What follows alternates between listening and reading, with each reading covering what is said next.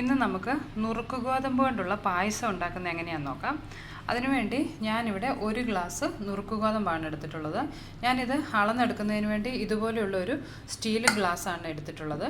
ഈ ഗ്ലാസ്സിന് 1 ഗ്ലാസ് നിറയെ നുറുക്ക് ഗോതമ്പ് എടുത്തിട്ടുണ്ട്. ഇത് ഒരു അരമണിക്കൂർ ഞാൻ വെള്ളത്തിൽ കുതിർത്തതിന് ശേഷം വെള്ളമൊക്കെ ഊറ്റിയെടുത്തിട്ടുള്ളതാണിത്. ഇത് ഇനി നമുക്ക് പ്രഷർ കുക്കറിൽ വെച്ചാണ് ഞാനിത് വേവിക്കുന്നത്. അല്ലാത്ത രീതിയിൽ നമുക്കിത് വേവിച്ചെടുക്കാം. നമ്മൾ പ്രഷർ കുക്കറിൽ വെച്ച് വേവിക്കുമ്പോൾ ഇതിലേക്ക് 1 ഗ്ലാസ് നുറുക്ക് ഗോതമ്പിലേക്ക് ഒരു 4 ഗ്ലാസ് വെള്ളം ഒഴിച്ചതിന് ശേഷം വേണം വേവിച്ചെടുക്കാൻ. നമ്മൾ കുറച്ച് വെള്ളം ഒഴിച്ചാണ് ഇത് വേവിക്കുന്നതെങ്കിൽ പെട്ടെന്ന് ഇതങ്ങ് കുഴഞ്ഞു പോവും. ഇതിനും ഒരു അരമണിക്കൂർ നമ്മൾ ഓൾറെഡി ഇത് കുതിർത്ത് വെച്ചിട്ടുള്ളതായിരുന്നുകൊണ്ട് ഒരു 2 വിസിൽ വരുന്നത് വരെ ഒന്ന് വേവിച്ചെടുത്താൽ മതി. പിന്നെ അതിലേക്ക് ചേർക്കുന്നതിന് വേണ്ടി ഒരു 350 ഗ്രാമോളം ശർക്കര അല്പം വെള്ളം ചേർത്ത് ഉരുക്കിയതിന് ശേഷം നന്നായി അരിച്ചെടുത്തിട്ടുള്ളതാണിത്. ഈ 350 ഗ്രാം ശർക്കരയുടെ മധുരം എന്ന് പറയുമ്പോൾ അതൊരു ആവശ്യത്തിന് മധുരമുണ്ട്. മധുരം കൂടുതൽ വേണമെന്നുള്ളവർക്ക് ഒരല്പം കൂടി ശർക്കര ഇതിലേക്ക് ചേർക്കാവുന്നതാണ്. പിന്നെ ഇതിലേക്ക് ചേർക്കുന്നതിന് വേണ്ടി 2 ഗ്ലാസ് തേങ്ങയുടെ 1-ാം പാലും ഏകദേശം ഒരു 5 ഗ്ലാസോളം തേങ്ങയുടെ 2-ാം പാലും എടുത്തിട്ടുണ്ട്.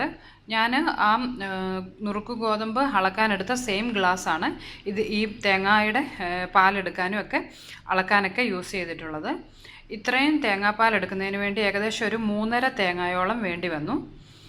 പിന്നെ ബാക്കി ഇൻഗ്രീഡിയൻസ് നമ്മൾ സാധാരണ എല്ലാ പായസത്തിനും ചേർക്കുന്ന പോലെ നെയ്യ്, പിന്നെ കിസ്മിസ്, കാഷ്യൂനട്ട്, അതുപോലെ തേങ്ങാക്കൊത്ത്, പിന്നെ നമ്മുടെ ഏലക്ക പൊടിച്ചതും അല്പം ചുക്ക് പൊടിച്ചതും നമുക്കിതിലേക്ക് വേണം. ഇനി ഇതെങ്ങനെയാണ് ഉണ്ടാക്കുന്നതെന്ന് നമുക്ക് നോക്കാം. ആദ്യം തന്നെ നമുക്ക് നമ്മൾ എടുത്ത് വെച്ചിട്ടുള്ള കുതിർത്ത് വെച്ചിട്ടുള്ള നുറുക്ക് ഗോതമ്പ് ആവശ്യത്തിന് വെള്ളം ഒഴിച്ച് നന്നായി ഒന്ന് വേവിച്ചെടുക്കാം. ഒരു 2 വിസിൽ വരുന്നത് വരെ മീഡിയം ഫ്ലെയിമിൽ വേവിച്ചെടുത്താൽ മതിയാവും. ഇപ്പോൾ നമ്മുടെ ഗോതമ്പ് ആവശ്യത്തിന് വെന്തിട്ടുണ്ട്. ഇത് ഞാൻ മീഡിയം ഫ്ലെയിമിൽ ഒരു 2 വിസിൽ വരുന്നത് വരെയാണ് പ്രഷർ കുക്കറിൽ വേവിച്ചെടുത്തിട്ടുള്ളത്. ഞാൻ 1 കപ്പിലേക്ക് ഒരു 4 കപ്പ് വെള്ളമാണ് ഒഴിച്ചത് വേവിക്കാൻ വെച്ച്.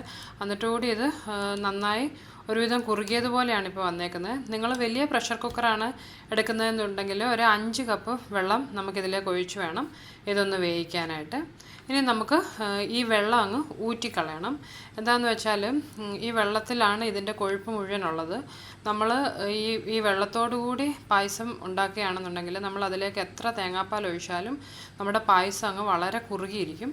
അതുകൊണ്ട് നമുക്ക് ഈ വെള്ളം ഒന്ന് സ്ട്രെയിൻ ചെയ്ത് കളയാം. ഇപ്പോൾ ഞാൻ നമ്മുടെ ഗോതമ്പിലെ വെള്ളമൊക്കെ ഒന്ന് സ്ട്രെയിൻ ചെയ്ത് മാറ്റിയിട്ടുണ്ട്. ഇനി നമുക്ക് പായസം ഉണ്ടാക്കാൻ തുടങ്ങാം.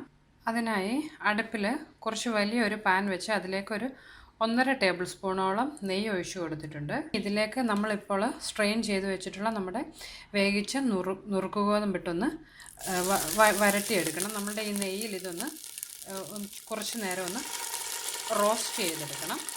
നമ്മുടെ ഈ നുറുക്ക് ഗോതമ്പ് ഈ നെയ്യിലൊരു 4-5 മിനിറ്റോളം നമുക്കൊന്ന് റോസ്റ്റ് ചെയ്തെടുക്കണം, വരട്ടിയെടുക്കണം ഇതിനകത്ത്.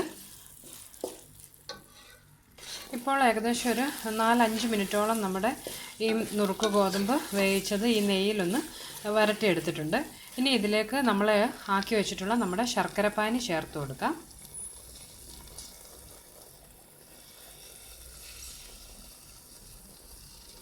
ഇതിനെ നന്നായി ഒന്ന് ഇളക്കിയതിന് ശേഷം നമ്മളുടെ ഈ നുറുക്ക് ഗോതമ്പിൻ്റെ ഉള്ളിലേക്ക് ഈ ശർക്കരയുടെ ആ മധുരമൊക്കെ ഒന്ന് പിടിച്ചു കിട്ടുന്നതിന് വേണ്ടി ഒരു 5-6 മിനിറ്റ് നമുക്കിതൊന്ന് മീഡിയം ഫ്ലെയിമിൽ ഇളക്കി കൊടുത്തുകൊണ്ടേയിരിക്കാം. ഇത് അടുക്കി പിടിക്കാതിരിക്കുവാൻ വേണ്ടി നമ്മളിതിൽ കണ്ടിന്യൂസ് ആയിട്ട് ഇളക്കി കൊടുത്തുകൊണ്ടേയിരിക്കണം. ഈ ശർക്കര പാനി കുറച്ചൊന്ന് കുറുകി ഇതൊന്ന് തിക്കായി വരുന്നത് വരെ നമുക്കിത് അടുക്കി പിടിക്കാതെ ഇളക്കി കൊടുത്തുകൊണ്ടിരിക്കാം. ഇപ്പോൾ ഏകദേശം ഒരു 10 മിനിറ്റോളം ആയിട്ടുണ്ട്. നമ്മുടെ ശർക്കരയുടെ ആ പാനിയൊക്കെ ഒന്ന് കുറുകി ഇത് നല്ലൊരു തിക്കായി വന്നിട്ടുണ്ട്. ഇനി ഇതിലേക്ക് നമ്മൾ എടുത്തു വെച്ചിട്ടുള്ള 2-ാം പാൽ ചേർത്ത് കൊടുക്കാം. ഞാനിവിടെ 5 ഗ്ലാസ് 2-ാം പാലാണ് എടുത്തിട്ടുള്ളത്.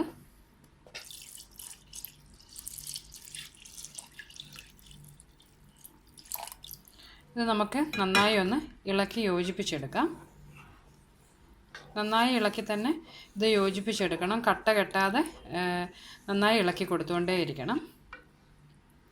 ഇപ്പോൾ നമ്മുടെ ഗോതമ്പും ശർക്കരയും അതുപോലെ തേങ്ങാപ്പാലും എല്ലാം കൂടി നന്നായി ഒന്ന് യോജിപ്പിച്ചിട്ടുണ്ട്. ഇനി നമുക്കിത് നമ്മളിപ്പോൾ ഈ ഒഴിച്ച തേങ്ങാപ്പാൽ ഒരു പകുതി ആകുന്നിടം വരെ ഒന്ന് ഇളക്കി കൊടുത്തുകൊണ്ടേയിരിക്കുക. ഒരു 10-15 മിനിറ്റോളം വേണ്ടി വരും അതിന്. നമ്മളിത് വല്ലാതെ കുറുകുന്നിടം വരെ വെയിറ്റ് ചെയ്യരുത്. ഇതൊരു കുറച്ചൊന്ന് ഈ തേങ്ങാപ്പാലൊന്ന് പറ്റി വരുന്നത് വരെ നമുക്കിത് ഇളക്കി കൊടുത്തുകൊണ്ടേയിരിക്കാം. ഇപ്പോൾ നമ്മുടെ പായസം ഒരുവിധം ഒന്ന് കുറച്ചൊന്ന് കുറുകി വന്നിട്ടുണ്ട്. ഇനി ഇതിലേക്ക് ഒരു അല്പം ഉപ്പ് ചേർത്ത് കൊടുക്കാം. വളരെ കുറച്ച് മതി. ഒരു 1-2 നുള്ള് ഉപ്പ് നമുക്കിതിലേക്കൊന്ന് ചേർത്ത് കൊടുക്കാം. അതിനുശേഷം ഇത് നന്നായി ഒന്ന് ഇളക്കി ഒരല്പം നേരം കൂടി ഇതൊന്ന് തിക്കായി വരുന്നതിന് വേണ്ടി വെയിറ്റ് ചെയ്യാം. ഇപ്പോൾ നമ്മുടെ പായസം ആവശ്യത്തിന് ഒരുവിധം തിക്കായി വന്നിട്ടുണ്ട്. ഇത് വളരെ തിക്കാകുന്നതിന് മുമ്പ് തന്നെ നമ്മൾ ഇതിലേക്ക് ഇനി 1 പാല് ചേർത്ത് കൊടുക്കാം.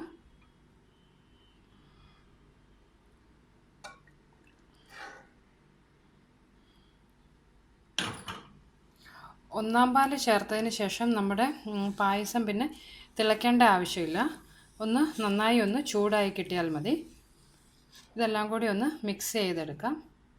ഇനി ഇതിലേക്ക് നമ്മൾ പൊടിച്ച് വെച്ചിട്ടുള്ള ഏലക്കായും അതുപോലെ ചുക്കിൻ്റെയും പൊടി ചേർത്ത് കൊടുക്കാം. ഈ ഒരു 6-7 ഏലക്കായോളം ആണ് ഞാൻ പൊടിച്ചെടുത്തിട്ടുള്ളത്. ഞാനത് നന്നായി പൊടിഞ്ഞു കിട്ടുന്നതിന് വേണ്ടി ഒരല്പം പഞ്ചസാരയും കൂടെ ചേർത്താണ് ഇത് പൊടിച്ചെടുത്തിട്ടുള്ളത്. ഇത് നന്നായി ഒന്ന് ഇളക്കി യോജിപ്പിക്കും. ഇപ്പോൾ നമ്മൾ പൊടിച്ച് വെച്ചിരുന്ന ഏലക്കായും അതുപോലെ ചുക്കും ഇതിലേക്ക് ചേർത്ത് നന്നായി യോജിപ്പിച്ചെടുത്തിട്ടുണ്ട്. ഇനി ഇത് നമുക്ക് നന്നായി ഒന്ന് ചൂടായതിന് ശേഷം അടുപ്പിൽ നിന്ന് മാറ്റാം. ഇത് കുറുകിപ്പോകാതെ പ്രത്യേകം ശ്രദ്ധിക്കണം. എന്താണെന്ന് വെച്ചാൽ തണുത്ത് കഴിയുമ്പോൾ ഇത് കുറച്ചുകൂടി ഒന്ന് തിക്കാവും. ഇനി നമുക്കിത് അടുപ്പിൽ നിന്ന് മാറ്റാം. അവസാനമായി അതിലേക്ക് നമുക്ക് അല്പം കാഷ്യൂനട്ടും കിസ്മിസും നെയ്യിൽ വറുത്ത് ചേർക്കാം. വേണമെന്നുള്ളവർക്ക് തേങ്ങ ചെറിയ ചെറിയ കൊത്തുകളാക്കി അതുകൂടി ഇതിലേക്ക് വേണമെങ്കിൽ വറുത്ത് ചേർക്കാം. ഇന്ന് ഞാനിപ്പോൾ കാഷ്യൂനട്ടും കിസ്മിസുമാണ് ഇതിലേക്ക് ചേർക്കുന്നത്. ഇതിപ്പോൾ ആയിട്ടുണ്ട്. നമുക്കിതിനി നമ്മളാക്കി വെച്ചിട്ടുള്ള നമ്മുടെ പായസത്തിലേക്ക് ചേർത്ത് കൊടുക്കാം.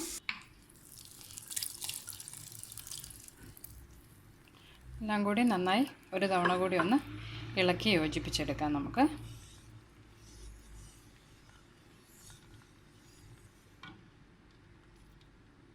അങ്ങനെ നമ്മുടെ നല്ല ടേസ്റ്റി ആയിട്ടുള്ള നുറുക്ക് ഗോതമ്പ് പായസം ഇവിടെ റെഡി ആയിട്ടുണ്ട്. ഇത് വളരെ പെട്ടെന്ന് തന്നെ ചെയ്തെടുക്കാം. ഗോതമ്പ് വേവിച്ചെടുക്കുന്ന ഒരു കുറച്ച് ഒരു ബുദ്ധിമുട്ടുള്ള കാര്യം മാത്രമേ ഉള്ളൂ. പ്രഷർ കുക്കറിൽ ചെയ്യുകയാണെന്നുണ്ടെങ്കിൽ നമുക്ക് വളരെ പെട്ടെന്ന് തന്നെ ആ ഗോതമ്പ് വേവിച്ചെടുക്കാനും പറ്റും. അപ്പോൾ എല്ലാവരും ഇത്തവണത്തെ വിഷുവിന് ഒക്കെയാണെന്നുണ്ടെങ്കിൽ ഇത് ട്രൈ ചെയ്ത് നോക്കണം. അതുപോലെ നിങ്ങൾക്ക് എൻ്റെ റെസിപ്പീസൊക്കെ ഇഷ്ടമാകുന്നുണ്ടെങ്കിൽ എൻ്റെ യൂട്യൂബ് ചാനൽ മറക്കാതെ സബ്സ്ക്രൈബ് ചെയ്യണം. താങ്ക്